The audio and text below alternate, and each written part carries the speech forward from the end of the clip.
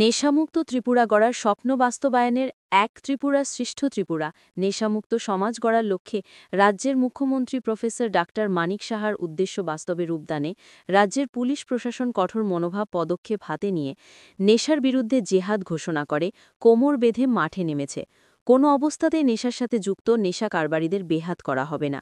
রবিবার সিপাহীজলা জেলার অন্তর্গত বক্সনগর বিধানসভার উত্তর কলমচৌড়া সকাল থেকে থানার বর্তমান ভারপ্রাপ্ত আধিকারিক অরূপ দেববর্মার নেতৃত্বে পুলিশ, টিএসআর, বিএসএফের যৌথ অভিযানে রবিবার সকাল ৭ ঘটিকা থেকে দুপুর ১ ঘটিকা পর্যন্ত উত্তর কলমচৌড়া, বড়মুড়া, বাগানবাড়ি, পাশানিয়া বিভিন্ন এলাকায় একটানা দীর্ঘ ৬ ঘণ্টা অভিযানে ২২টি প্লেটে প্রায় ২,৫০,০০০ বেআইনি গাঁজাগাছ ধ্বংস করা হয়। গাঁজানিধন পুলিশের অভিযান ঠেকাতে শত শত গাঁজাচাষিরা গাঁজাবাগান রক্ষা করা অপ্রাণ চেষ্টা করে ব্যর্থ হয়।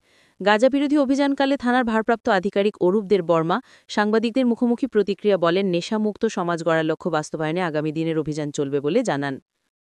কোন জায়গায় হয়েছে? আজকে আমরা সিক্রেট ইনফরমেশনে আমরা আসি।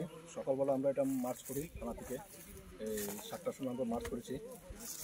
আমার সাথে ফোর্স ছিল, ডিস্ট্রিক্ট থেকে এসেছে টিএসআর 5 ব্যাটালিয়ন এবং সিআরপি এসেছে 140 নম্বর ব্যাটালিয়ন এবং টিএসআরও এসেছে ওমেন টিএসআর 14 নম্বর ব্যাটালিয়ন এবং বিএসএফ, আমাদের বিএসএফের Boxanagar BSF company commander sir আছেন, শ্রী রাজেন কুমার, ওনার টিমও এসেছেন এবং আমাদের স্টাফ অফিসারও এসেছেন, এসআই অসীম ভৌমিক এবং এসআই বেনু দেবনাথ।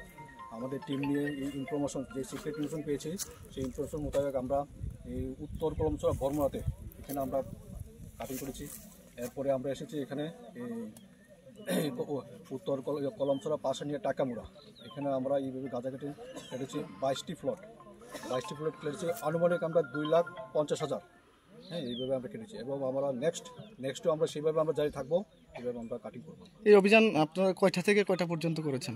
এই অভিযান আমরা সকাল 7টা থেকে আমরা শুরু করেছি, 7টা থেকে আমাদের এখন যে চলছে 1300 আওয়ার্স একটা।